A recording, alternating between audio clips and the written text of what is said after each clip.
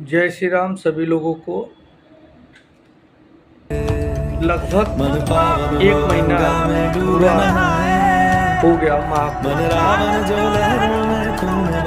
सरकार जितना आंकड़ा लगाई उससे ज़्यादा श्रद्धालु महाकुंभ में डुबकी लगा चुके। सरकार ने अपने आकलन में 40 से 50 करोड़ लोगों की आशंका रखी थी कि इतने लोग आके महाकुंभ में स्नान करेंगे, अपना आस्था की डुबकी लगाएंगे। कल ही 50 करोड़ के समथिंग लोग आस्था की डुबकी लगा चुके हैं। सारे कार्यक्रम में जितने भी लोग आ रहे हैं, महाकुंभ में जितने लोग गए हैं स्नान करने के लिए, उनका वीडियो दिख रहा है कि वो सरकार के इस कार्यक्रम से काफ़ी खुश हैं। सरकार जिस तरह से महाकुंभ का मैनेजमेंट कर रही है, श्रद्धालुओं को मूल सुविधाएं उपलब्ध करा रही है, पानी हो, रहने का हो, शौचालय हो, सारे मूल सुविधाओं को सरकार अच्छे से मैनेज की है, जिसे देखकर विपक्षी पार्टियों में एक खलबली मची है। विपक्षियों को पहले से आशंका थी कि ये सरकार महाकुंभ को काफ़ी अच्छे तरह से सुचारित रूप से चलाएगी। मैनेजमेंट काफ़ी अच्छे तरह से होगी, क्योंकि योगी आदित्यनाथ जी ने पिछले 3 से 4 महीनों में उनका जिस तरह से प्रयागराज का दौरा था, महाकुंभ को लेकर अधिकारियों से मिलना, महाकुंभ की तैयारियों को देखना, स्वयं उन्होंने कई बार महाकुंभ में चालू होने से पहले प्रयागराज की यात्रा की है।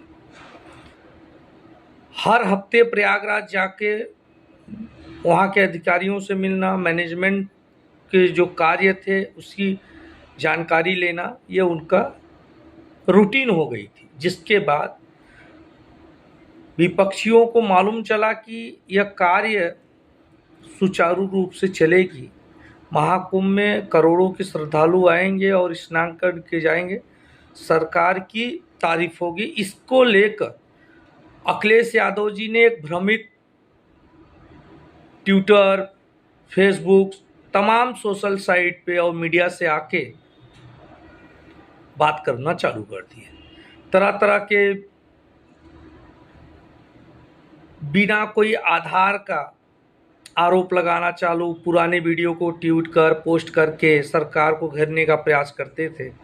बोलते थे ये सुविधा नहीं है, ये सुविधा नहीं है, खंबे हैं, बिजली नहीं है, तमाम तरह के वो निराधार आरोप लगाना चालू किए। महाकुंभ स्टार्ट होने के पहले से ही उन्होंने इस तरह से अपना कृत किया। जब महाकुंभ चालू हो गया उसके बाद फिर उनका वही कार्य चालू रहा। अभी पिछले 2 से 3 दिनों में काफ़ी जाम मिला, ट्रैफिक मिला, लोगों को दिक्कत हुआ।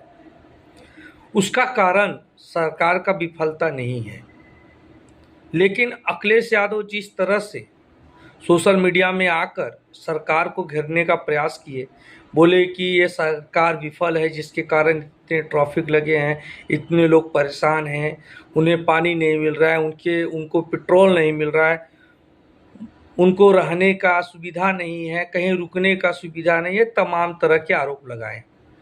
लेकिन उसके बाद भी लोगों में उत्साह दिखा। इतने जाम में फंसे रहने के बाद भी लोग उत्साहित होकर स्नान करने के लिए आए।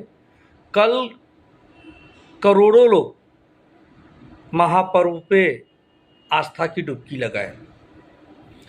विरोधियों के इतना निराधार आरोप लगाने के बाद भी भक्तों में किसी भी प्रकार की कमी नहीं है, महाकुंभ में आके स्नान कर रहे हैं। इसी तरह से चलता रहा तो लगभग 60 से 70 करोड़ के ऊपर लोग महाकुंभ में स्नान कर सकते हैं।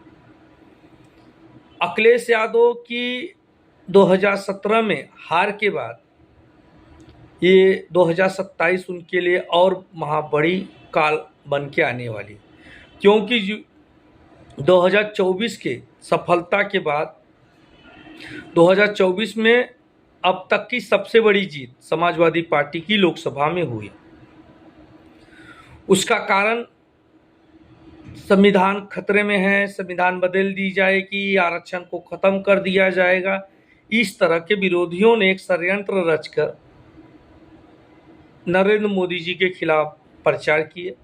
दुष्प्रचार करने के कारण लोगों में एक भ्रम जैसा हुआ, लोगों को भ्रमित किया ये लोग, जिसके कारण भारतीय जनता पार्टी को सीटों की हानि हुई और पिछली बार से भी कम इस बार लोकसभा में। उसके कारण इन्हें कुछ ज़्यादा सीटें मिल गई और भारतीय जनता पार्टी को सीटों का लॉस हुआ। उसके बाद भारतीय जनता पार्टी हरियाणा, महाराष्ट्र, जम्मू अभी वापस इस तरह से इनकी जो जीत चालू हुई है, अब दिल्ली की भी जीत के बाद इनके अंदर एक डर जैसा माहौल बन चुका है विपक्षियों में। उपचुनाव में भी योगी जी ने उस सीट को जीत के दिया जिस सीट की जीत पे लोकसभा के जीत में समाजवादी पार्टी भारतीय जनता पार्टी को अपमानित करने का प्रयास किया। फैजाबाद की सीट अवधेश प्रसाद जीत के आए, जिसके बाद विपक्षियों ने भारतीय जनता पार्टी को टारगेट करने का प्रयास किया और ये जीत को सबसे बड़ी जीत बताया। अपने साथ अवधेश प्रसाद को लोकसभा में बैठाना चालू किए अखिलेश यादव और राहुल गांधी। अखिलेश यादव ये जीत सबसे बड़ी जीत बताने लगे और भाजपा की हार। अवधेश को नरेश राजा भी बताने लगे कि अवधेश अयोध्या के नरेश हैं, राजा हैं। उसके बाद हिंदुओं ने उनको अच्छी तरह से जवाब दिया। उन्होंने बताया उनका नरेश अवधेश नहीं हो सकते, उनके राजा अवधेश नहीं हो सकते, नरेश और राजा प्रभु राम ही हैं। जिस सीट को छोड़कर विधानसभा की उन्होंने लोकसभा का चुनाव लड़ा, वो सीट अवधेश प्रसाद के बेटे ने हार गए। मिल्कीपुर की जनता ने अवधेश प्रसाद के लड़के को 61,000 वोटों से हराया। इस बार इसके पिछली बार जब विधानसभा का सीट चुनाव हुआ था उसमें अवधेश प्रसाद 10,000 वोटों से जीते थे, लेकिन इस बार उपचुनाव में उनके बेटे ने 61,000 वोटों से हारे। ये हार अखिलेश यादव की घमंड अभिमान को तोड़ने का कार्य मिल्कीपुर की जनता ने किया।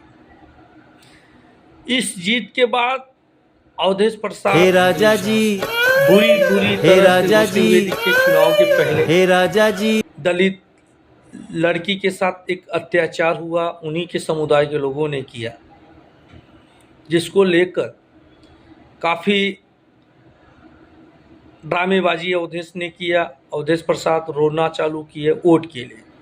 कुछ ही महीनों पहले एक मुस्लिम आरोपी ने एक दलित या कोई सर्व जात की लड़की के साथ, दलित ऐसा कुछ थी, उसके साथ उन्होंने बलात्कार किया। उस आरोपी को बचाने का प्रयास किया गया है, जांच की बात की गई, तमाम तरह के समाजवादी पार्टी ने उस मुद्दे में दखल किया।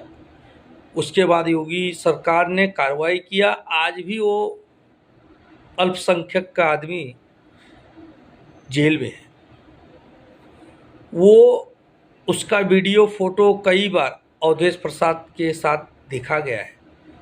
समाजवादी पार्टी का वो कार्यकर्ता और नेता भी है, लेकिन आज वो बलात्कार के नाम पे बलात्कार केस पे वो जेल है। लेकिन उसे समाजवादी पार्टी बचाने का प्रयत्न किया। वो मुस्लिम था, इसके लिए उसने वोट बैंक की राजनीति की सपा को और उसे बचाने का प्रयत्न किया। उस समय अवधेश प्रसाद के आंखों में आंसू नहीं दिखी। उस समय अंग्रेजी में बात करने लगे मीडिया से। डीएनए चेक, ये चेक, वो चेक, तमाम तरह की बातें की है। लेकिन उस समय उस आरोपी के ऊपर कार्रवाई हो, उसको लेकर न मीडिया में बात किए न कुछ किए। उल्टा उसको बचाने का प्रयत्न किया गया, लेकिन योगी सरकार में बच नहीं सकता कोई भी आरोपी हो। दोनों बच्चियों के साथ जो अपराधी ने दुष्कर्म किए थे, आज वो सभी अपराधी पकड़े गए। दोनों बच्चियों के जो भी अपराधी थे, आज दोनों अपराधी जेलों के सलाखों के पीछे हैं। समाजवादी पार्टी नाम के साथ राजनीति करती है। वो पहले नाम देखती है, अपराधी का नाम क्या है, उस हिसाब से वो राजनीति करती है, उस तरह से ड्रामेबाजी करती है, उस तरह मुद्दों को रखती है। लेकिन भारतीय जनता पार्टी का एक ही मूल मंत्र है, योगी जी का कोई भी हो, यदि गलत है तो उसके ऊपर कार्रवाई होगी, ज़रूरत होने पे इनकाउंटर होगा, घर पे बाबा जी का बुलडोजर भी चलेगा। देखा गया है, बुलडोजर को रोकने के लिए कई तरह से लोग अपने कृत किए, लेकिन कोई भी उनका कार्य नहीं सफल हुआ। उसके बाद भी बाबा योगी जी का बुलडोजर चल रहा है। आज भी अवैध मस्जिद हो या अवैध घर हो या अवैध किसी का कोठी हो, उस पे आज भी बाबा जी का बुलडोजर चल रहा है, उसे कोई रोक नहीं सकता। उपचुनाव में हार समाजवादी पार्टी की एक उनके अंदर एक बौखलाहट लेके आई है। इसके लिए उन्होंने तरह तरह से महाकुंभ में आरोप लगा रहे हैं जो निराधार हैं। भक्त इसी तरह से आते रहेंगे। अखिलेश यादव की वीडियो और ट्वीट का कोई भी भक्त पे असर नहीं पड़ने वाला। जितने लोग आए हैं, स्नान करके गए हैं, सभी योगी बाबा जी का तारीफ कर रहे हैं। उनके कार्य, उनके जो वहाँ के मैनेजमेंट हैं, उस सभी चीज़ों का हर श्रद्धालु तारीफ करते हुए दिख रहे हैं। यही अखिलेश यादव की सबसे बड़ी उनका जो हार होगी 2027 का, उसका मूल कारण अयोध्या प्रयागराज भी होने वाला है, क्योंकि वो इसमें सहयोग न कर तरह तरह के निराधार आरोप लगा रहे हैं। इससे लोगों में और ज़्यादा आक्रोश की संभावना दिख रही है।